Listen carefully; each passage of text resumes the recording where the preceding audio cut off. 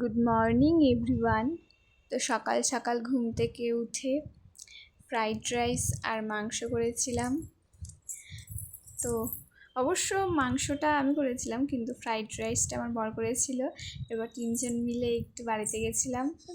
বাড়িতে যাওয়ার সময় পাপা দেখো গাড়ির মধ্যে বসে কিছু দেখতে পাচ্ছিল না জন্য দাঁড়িয়ে পড়েছে। দাঁড়িয়ে পাপার সাথে হাসতে হাসতে গেল, মানে বিন্দুমাত্র ঘুম নেই চোখে। বসে বসে যাচ্ছে, মানে গাড়ি দেখা যাচ্ছে রাস্তা দিয়ে, পাপার সাথে হাসাহাসি করতে করতে যাচ্ছে। আবার ক্যামেরার দিকেও তাকাবে না, আমার দিকে তাকিয়ে হাসছে।